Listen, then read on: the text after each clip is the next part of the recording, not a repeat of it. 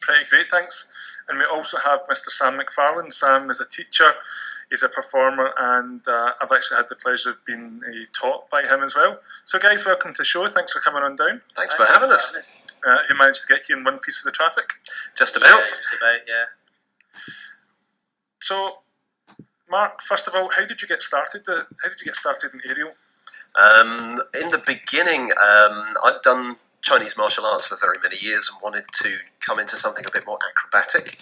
So I was recommended after a lot of searching to go down to the circus space, which is now the National Centre of Circus Art in London. So I started doing ground-based acrobatics and tumbling there. Now, Mark says that he was into martial arts, but let's just formalise and let's finalise how into martial arts you were, because it wasn't like Mark was doing this down at his local community centre. Mark, where did you do it? I did a lot of it in community centres and other places in the UK, in Holland, in China, different places. And where did you end up? Where was your sort of final pinnacle? My pinnacle, well, I mean, one of the best experiences is doing it actually within the Shaolin Temple in China. That was quite something. And when you arrived there and you seen, so am I right in thinking shaved heads and orange robes and white socks and the wee black slippers? That's definitely the case. There are a lot of schools around the Shaolin Temple area where people would regard as training in the Shaolin Temple, but they're actually just privately owned schools or government-owned schools, whereas the Shaolin Temple itself have the actual monks in there who spend a lot of their time meditating as well as practicing. So it was there that we managed to get some training. So this is like a real kung fu movie, but you're actually there. Yeah, basically that's exactly right. Now we're going to talk about mastering your own body, and we're going to talk about moving through what you think your body and what you think your head's capable of. Now, the Shaolin monks are pretty much well known for being able to beat that. What kind of level were these guys at? Extreme levels when it comes to physical fitness and ability. I mean, when you see the shows, there's a lot of things where there are tricks in it, but there's also a lot of really extreme physical capabilities that they train in, because that's what they do, 8 hours a day, 7 days a week, that's their job. And they start at an early age, don't they? 6 is usually where they begin, and they're there for many years. Some of them training because they want to be in movies, some of them, but the actual monks are the ones who are totally dedicated to it for their lives. And Sam, yourself, how did you get started in aerial? Well, I'm a bit envious of the Shaolin Temple stuff, but my story's probably a bit more of a Spider-Man-esque story. Really? Yeah, so I started training when I was about 14. Just doing trampoline and acrobatics, hand balancing, loads of different things, and have been ever since. So. And was that something that you just seen and you thought, I'm gonna have a shot at that, I'm gonna give it a go? Yeah, I don't know where my inspiration came from really. I just always have wanted to move, and I love movement practice, and I dabble in loads of different things. Master of none. And what were you like at school? Were you always jumping about the playground and forward rolls, or? Yeah, actually, guilty for that. Yeah, in high school I used to do somersaults off the buildings when I maybe shouldn't have. Really? What age did that start at? I don't know if it's ever stopped, to be honest. I've always just enjoyed play and enjoyed movement, really. And how was it you actually got started in formal aerial training? Well, that's a hard question, really. I found circus, I found Mark's team about 2 years ago, and since then I tried ground acrobatics, trampolining, high diving, gymnastics, team gym, cheerleading, parkour, pretty much everything.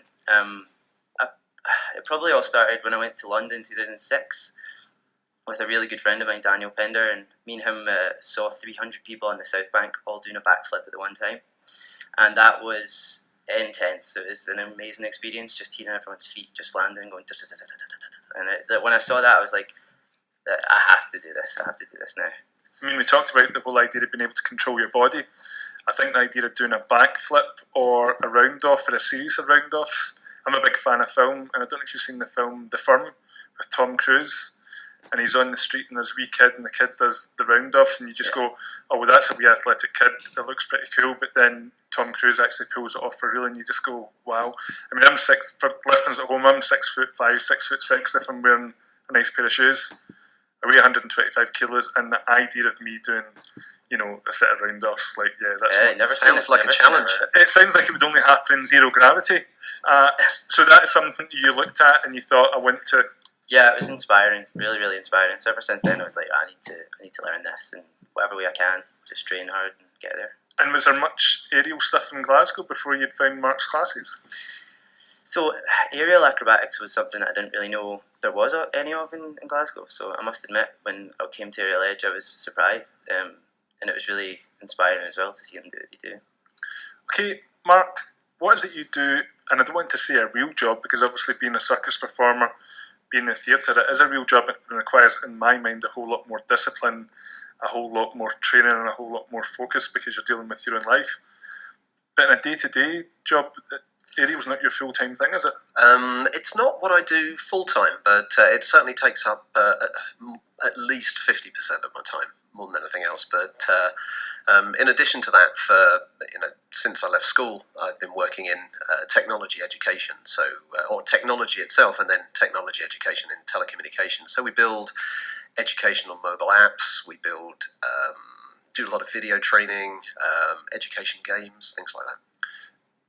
So why did you decide that you're going to open up a circus school in Glasgow? Well, I'd moved to Glasgow and was at that time... You're welcome. Thank you very much. Was a performing trapeze artist, or had come from doing a lot of performing before moving here.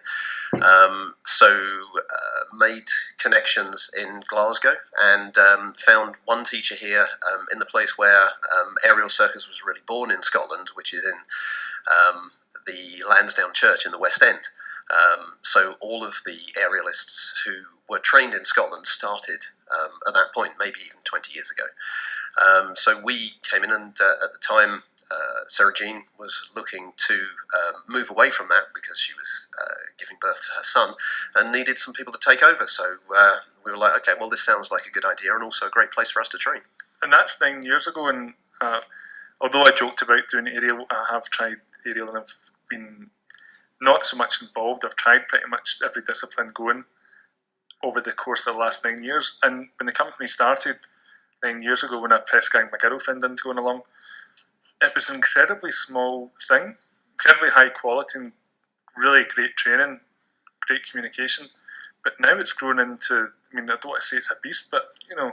It feels definitely like a behemoth these days, but it is now the second largest recreational school in the UK.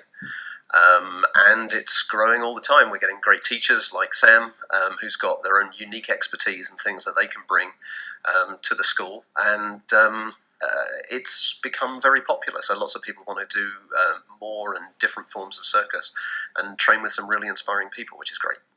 And Sam, your main discipline is trampoline and parkour, is that right? It's ever changing, but yeah, trampolining is probably the one that's strongest right now. And you're pretty good in the trampoline yourself. Well, I'll take that compliment. So you're absolutely right. You are. And I believe that. I have my dad with me today, and he was probably the reason that I started trampoline in the first place. He got me into classes when I was 14 because he thought, Sam, you're going to kill yourself. Looking at me in the garden trampoline, throwing myself off it. He was like, right, I'll get you into some proper training. So it all started back then, and I suppose it is my main discipline still to this day. So did you just have one of, I'm not running it down, but did you just have one of those small trampolines that you could... Yeah, a small trampoline and custom built boxes beside it and trees next to it, and yeah, just... It's a pretty great dad you've got. Yeah, it is. And when you started that, did you just teach yourself by watching YouTube videos? Yeah, pretty much, yeah. Just watching YouTube videos and watching people around me that move well as well. Like I go to London near enough every year, and every time I come back I take something new from it. There's always someone teaching me something. Now, there's two things that I think put together a great performer and a great teacher. And that one thing is being devoid of ego. I've seen Sam perform, and he does some of the most amazing tricks. He does them back to back. They're all incredibly linked. The choreography's spot on. And he does it with this ease, like he's not really trying. And I always think that's the hard thing in performance, when you can do it, but it looks effortless. And Sam has that in spades. So if you get a chance to see Sam, and I don't know if Sam's got any work that's online on YouTube, whatever, have a look at it, because if you want to see what being graceful looks like, have a look at Sam's stuff. The second thing is, again, being devoid of ego, is when you're teaching something, and I would say that this is throughout the Aerial Edge staff, these guys can do amazing stuff, and they're teaching you the simplest thing, and it's like one block at a time, and then you move on, you keep hold of two things, and then you move on, you keep a hold. But Sam, your teaching skills are great. Have you always been a great communicator? Yeah, I suppose my teaching style is always changing. I really enjoy teaching because I can look at my own journey and see that in other students, and I think that when you realise what they're going through and how they learn well, then you can really sort of get on their level and you see their struggles that you've had in the past, and you can work around them. I suppose that's what makes a good coach, is just breaking things down and being able to understand how people learn them. So, Mark, what do you look for when you're looking? I'm not looking for a job because you know what I look like. But what do you look like? What do you look for when you're bringing a new teacher on? In the main, there's obviously some really key parts to that. The first is whether or not they believe the same sort of things that we do, which is really about using the arts themselves to develop the people. So it's much more about how you treat people and how you can help them to develop. That's really the important part. The skills are somewhat secondary, but at the same time, we've been really both lucky and fortunate with the teachers that we do have, because they're all so highly skilled and highly motivated. And those are two other really important things. I'm thinking back 9 years ago, you maybe had yourself and maybe 2 or 3 others, and now what, you have about a dozen, 15 teachers? We've gone through lots of changes over time. So it started with the two of us at the very beginning, and then from there we've expanded out, and as we've become more professionalised over the year, we've gone from having lots of part-time teachers now to having more full-time teachers or full-time people working within the organisation. So I think we're around about 12 or something like that about now. And you have guest teachers as well? Oh, yeah. They do this thing, and ladies and gentlemen, if you've not been to circus school before, I'm pretty sure that you've watched the Tom and Jerry cartoon or Bugs Bunny or Roadrunner, and they have this seesaw, and the idea is that you stand on one side of the seesaw, and not one, but maybe even 2 or 3 people jump on the other end of it, and then forces them up in the air, and you know where it's going with Acme Rocket. What is that called? That's called a teeterboard. I definitely wouldn't try that at home, but it's a specially constructed device, either made out of wood or in this case fiberglass, that is specifically designed to help propel you in the air. It's exactly like a seesaw that you stand on, but you get like 5-6 meters in height, if not higher, if you're doing that. But that's the great thing about Aerial Edge, because it's not just your bank of teachers that you have. You also bring a lot of teachers from across the world. Yeah, we bring any teachers that we know that are coming, and we attract some of them well from the US, from all over the world. And as you know, we have a convention we run each year, which brings in 50-60 teachers each year from all over the world who are teaching all different flavours of circus. I'm just going to interrupt you for a second. Ladies and gentlemen, have a look at Edinburgh Aerial Conference. Edinburgh Aerial Acro Convention. See, that's why he's here, because he's a smart one. Now, if any of you have been to Tea in the Park, you have that thing where you look at the layout of the day and you just go, there's 10 bands on at the same time and I want to see all of them. That is kind of the thing when you go to the conference, because you have so many teachers and you have so many classes over 3-4 days.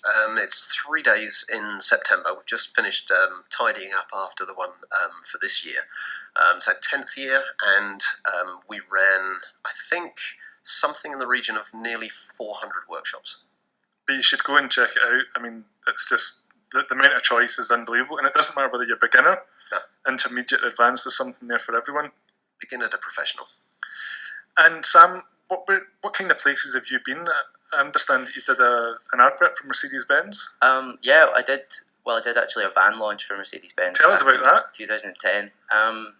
It was amazing. We set up our scaffolding rig and basically did a show, and then at the end of it unveiled the vans to a corporate audience. So it was really fun, and it was probably where I first believed that I could make a living from what I was doing. That definitely sparked an interest in me. I was like, well, let's chase it and let's do some work in what I love doing. And since then, I've done Glastonbury. I've done jobs with Airspace and East Kilbride. I'm now their staff trainer for the UK, which is an awesome opportunity. And I'm still working with Mark at Aerial Edge, so it is my full-time job now, so I love it. Isn't it amazing what can start off with a couple of trampolines in the back garden, and some boxes and stuff? totally. So I've been to Airspace as well, and I think Airspace is a great place to have an adventure. Oh yeah, for sure. Well, it's funny that you say that because it's a company that's came from Go Ape as well, and that's their sort of motto is adventure. Yeah, it's a really fun place to go. I really like it. The staff are all super chilled, and yeah, it's a good place to go and have fun. And what's your favourite thing to do at Airspace? Well, trampoline wall is definitely a passion of mine. I love it because it mixes parkour, trampoline, and acrobatics, dance. It mixes everything together and puts it in the one area, which is great. And when did you start doing parkour? Parkour? Oh, good question. Because you're qualified in it, is that right? Yeah, I'm a level 2 coach now. I just came back from London. I passed that, and yeah, they put me through. Gonna go for a high five Oh here? yeah, okay, cheers. Yay! Thanks very much. Yeah, it was good fun. Yeah, the qualifications is a great thing, and it means I can now teach as a head coach and take it wherever I want to take it. I think it's great that, I'm 41, so when I was younger, we were getting up to all sorts, probably stuff that your parents would be arrested for, like fishing for tyres in a burn or cycling for, 20 miles out in the middle of the day. But the thing is, kids are going to do parkour, that's just the reality. Yeah, that's why when people say, when did you start, it's hard to say that. It's like, if you don't stop, then it's the same, climbing trees and climbing on walls and stuff. You do it as a kid, and if you keep doing it, you're going to get strong and functionally able at doing it. And do you have a sense of fear? And by that I don't mean an ego thing, but how do you calculate risk? Yes, I believe everyone has that, and it keeps us alive. That's why I'm alive right now. Yeah, I think that fear can be worked on over time, and if you take little steps towards the bigger things, then you're going to get better at them, and always have a plan B, a plan C. You don't just do a manoeuvre and hope for the best. You have ways of getting out of it if it goes wrong, and that builds your confidence. It means you can go for the bigger things. Do you know what? When I started doing trampoline with Sam, it was just like doing, one thing and then doing another. And you do become comfortable with that level of fear. And then you either go a bit higher or you try another trick, and then I believe you're doing some somersaults, Stephen. I was doing some somersaults. I just like to say, ladies and gentlemen, my skeleton's still in one piece. Yes. So, Mark, you teach from beginners to advanced. That's right, we do. And what kind of transformation do you see in your students? You see quite a lot of some fairly fundamental transformations over a period of time, because I think that's why we're there. I mean, we've taken people from absolute beginner through to professional. That's not particularly typical because most people aren't there to become performers. So a lot of people are there to develop their fitness, to develop their health, and we've seen and had some tremendous success stories in that area, because it's not like going down to the gym, which is novel when you first start, but can become a slog unless you have, something supporting you through that.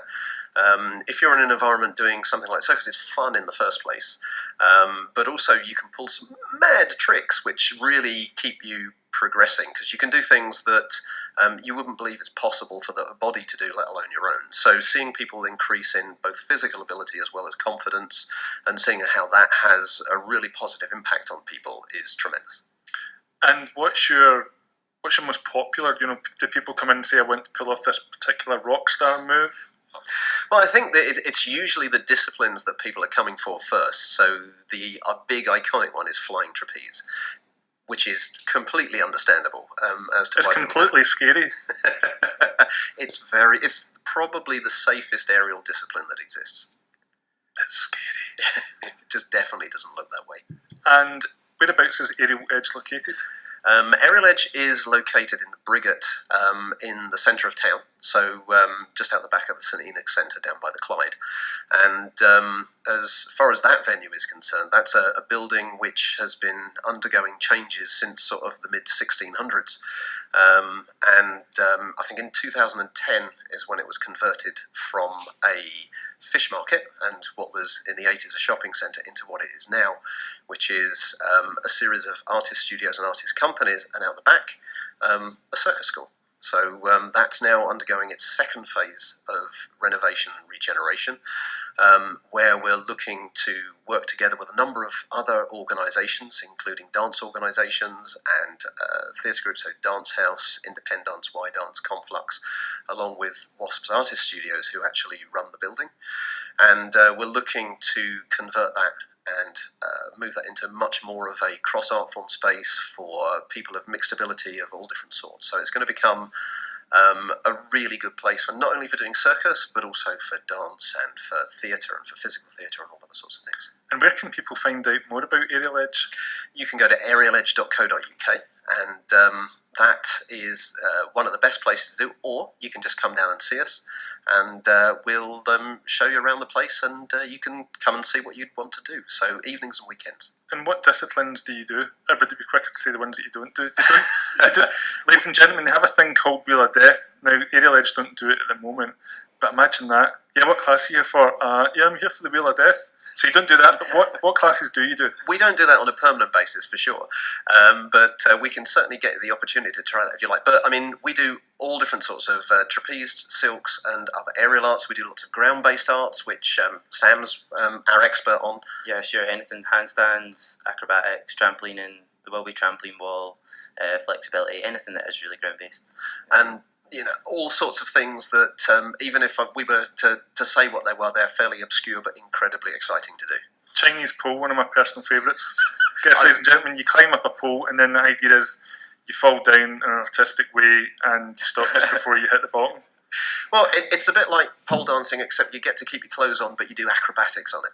And it does look very impressive, and if you want to know what it looks like, go down and see. And if you don't want to do that, if you watch the film Ocean's 11, there's a small Chinese gentleman, and he does it, and when you see it being done by a professional, it's just absolutely jaw-dropping. So Sam, what do you think the best way is for people to get in? What do you think is the most accessible? Would you say it's acrobalance or another one? Well, as Mark said, all of our classes do have an element for beginners. It's a tricky question. The acrobalance is certainly a lot of fun, and there's a lot of things that you can do and build up to. With the acrobatics classes as well, you're never left out. Everyone has the ability to take part in at least something we do. When you're going up a level, the handstand class maybe needs a little bit more in terms of strength and control, but it's still very accessible. And I think if you want to learn something like that, you can come along and build the strength without actually becoming fully inverted and putting yourself in any danger. You can still come along and join and have a look. So what would you say to people that fancy it, but they're not too sure about coming along? Oh, just come along and have a look. Circus fitness. Circus fitness. Yeah, well, there you go. Mark's given me that one there, fed me that there. Yeah, the circus fitness classes are a good way to try little skills out, as well as building up your strength, your flexibility, and things that will help you get into it too.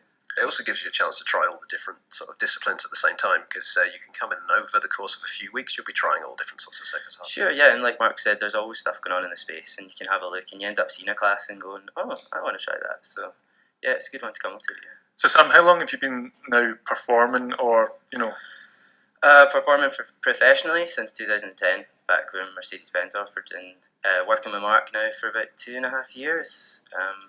As one of his acrobatic coaches, which is. And when you started off jumping about the garden, did you ever think that you would get to the level that you're at now? Oh, I never thought I could make a full-time job out of it, and a lot of people do come to me and go, how are you doing that? And it was just one of those things, I was just like, I enjoy it too much, I'm not going to give up, and eventually I got there. There's hope for anyone that wants to do it. It's because Sam is devoid of ego. I really put it down. He's incredibly skilled, he's a great communicator. Thank you very much. No, it's true, because whenever you're teaching someone, I think when you're teaching a skill that somebody feels that it's out with either their physical or their mental capability, then you need somebody special in order to unlock, and whether it be confidence or physically to let yourself go. And I'm pretty sure that's why you're where you are today. Thank you very much. Sam puts the work in, so it's putting the time into your discipline, and Sam definitely does that in spades. So do you think, in order to progress with a skill like trapeze, because I used to box, and if you have 4 weeks off from boxing, it's almost like you've went back 3 months in your fitness. My girlfriend Catherine, who's a performer and sometimes teacher, she says that if she has any more than 2 weeks off, she feels the same. She feels like she's went back like at least 4. Yeah, I would agree with that, and I would say that little and often, even if you don't see the initial progression, if you keep doing it, little bits and bits here and there, after a long enough time, you'll be like, I've progressed so much. I've seen it firsthand. I had a 100 days of handstand challenge, which I invited a lot of people to try, and it was just kicking up and trying to do a balance of any type for 100 days. And by the end of it, people were coming back to me and going, Sam, I can't believe it. Like, I can hold a handstand now for 10 seconds, 15 seconds. When I started, I couldn't even hold it at all. And it's amazing what you can do just by a few little practices a day. So the 100 days of handstand, something that I wish I could have joined you for, but unfortunately I had, funnily enough, hurt my wrists during a trampolining. Oh, yeah? Yeah, I was away in Club Med, and I'd hurt my wrist. It was crazy. That's my excuse, and I'm sticking to it. But in all seriousness, so 100 days of handstand. Yeah. Now, what was the idea behind that?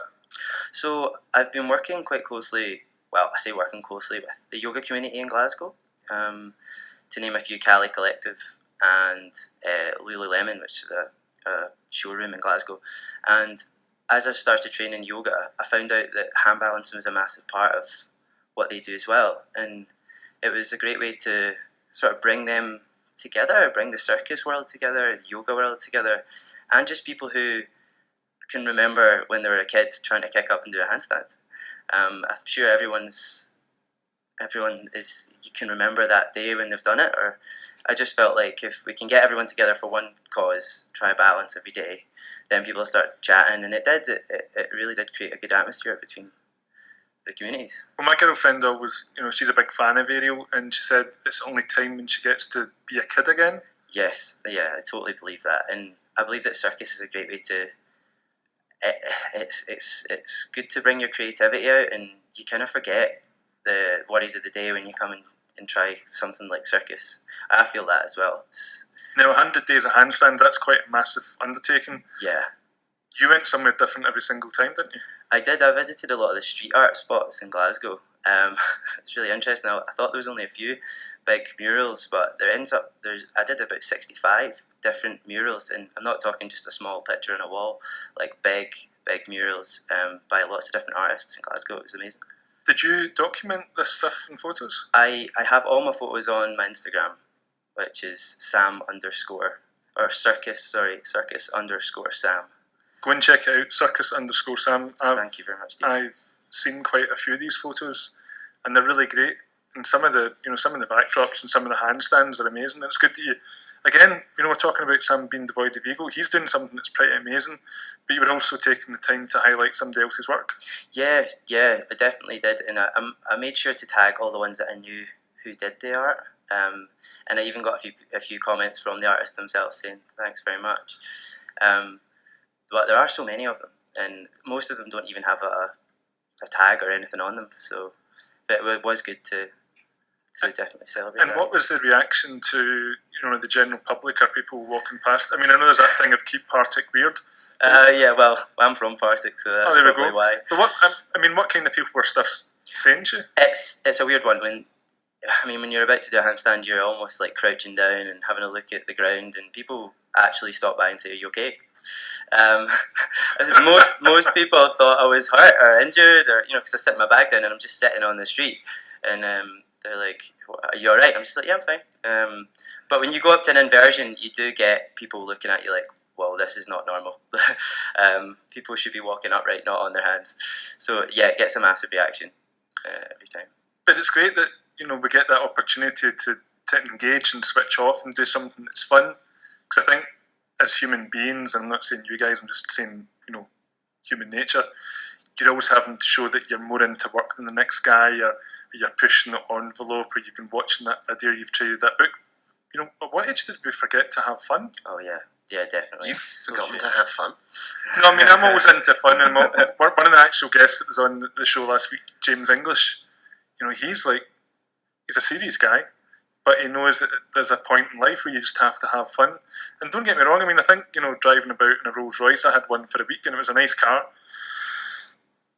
But, yeah. It's about cars, or is it about having fun and, interacting and communicating and emotionally affecting each other? Yeah. And I think the idea of, to go and do a handstand, yeah, you don't need to go and buy a massive piece of equipment. Well, I always say that it's like finding your inner child again, and to bring it back to circus fitness, it's funny, you tell grown adults that we're going to play a game of TIG and they just look at you funny like, what? I've not played TIG since I was in primary.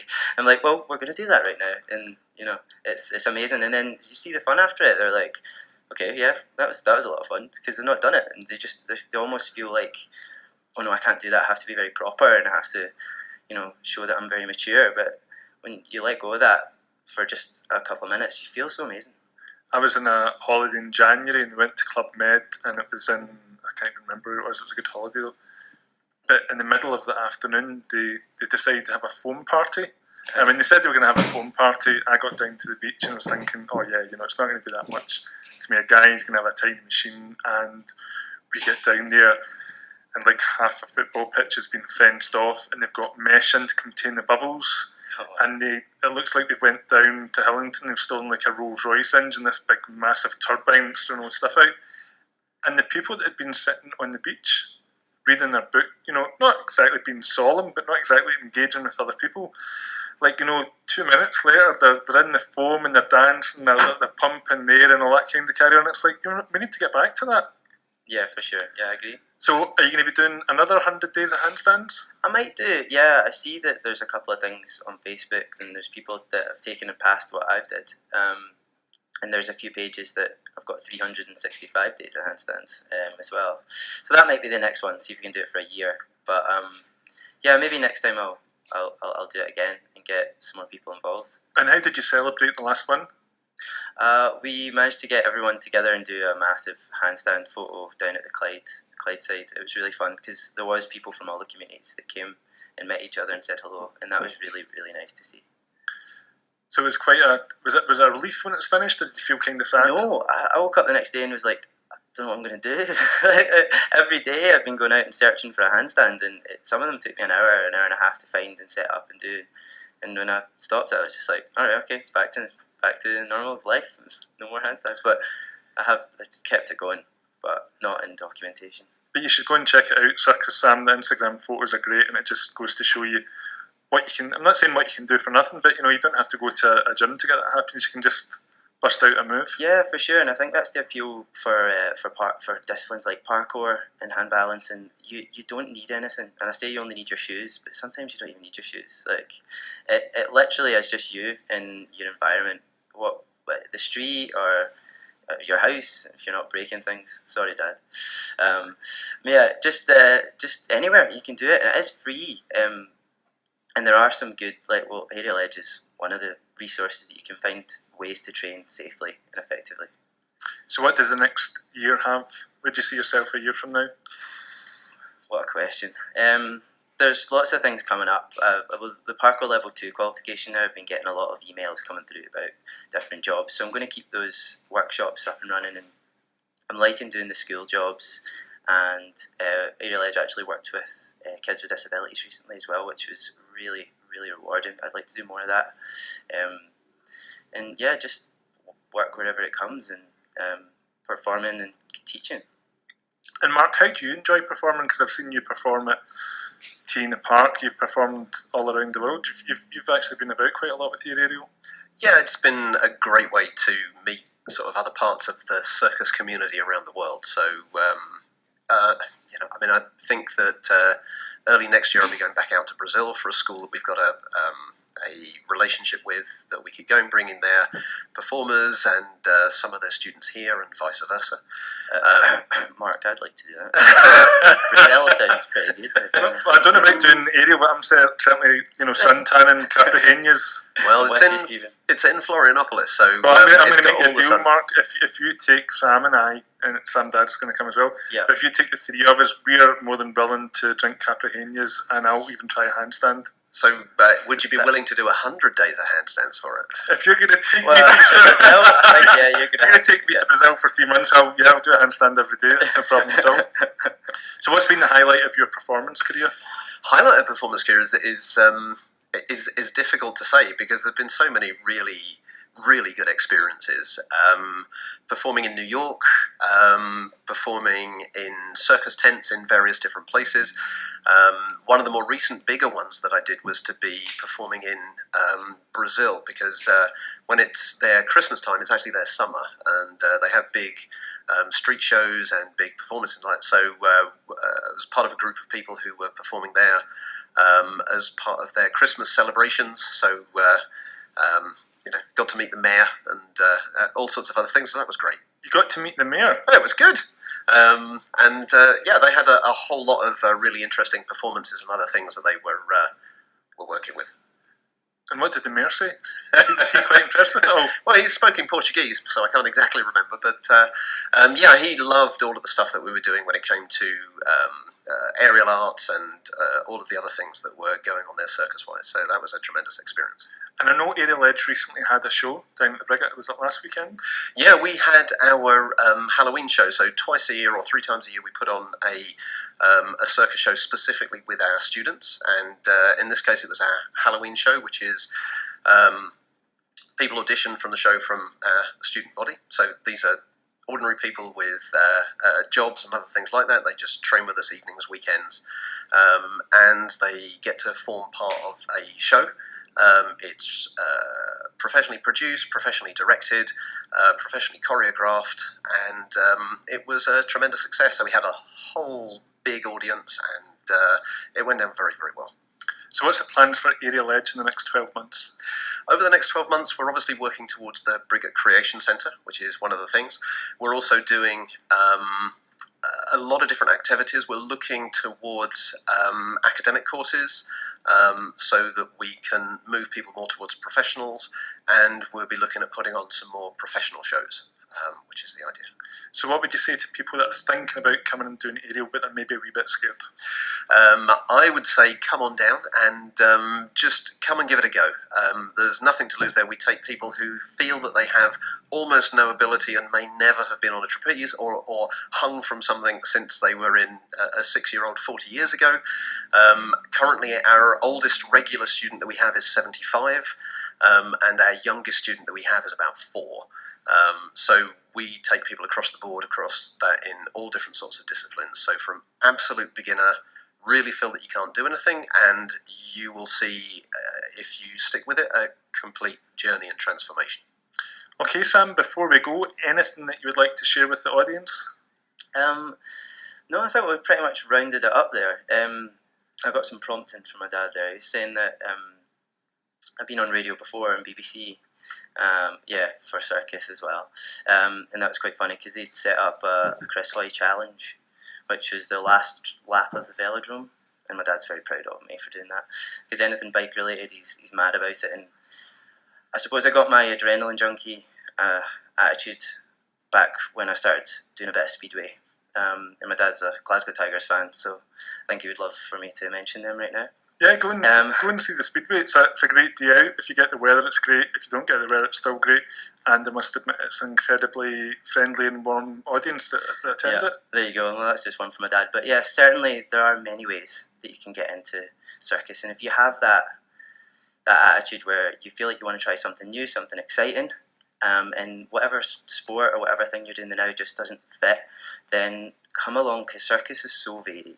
There's lots of things you can do, and if you don't want to be too physically active, we've got juggling and stuff that happens, and hula hoops, and a lot of the object manipulation stuff, which doesn't take too much in the way of movement or strength.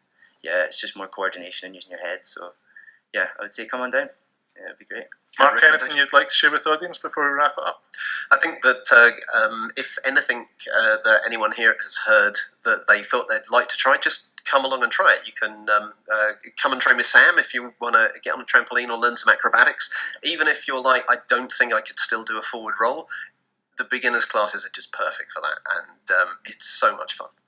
Okay, ladies and gentlemen, Aerial Edge, I'm just going to say personally, I found Aerial Edge 9 years ago. My girlfriend and I had been away on holiday.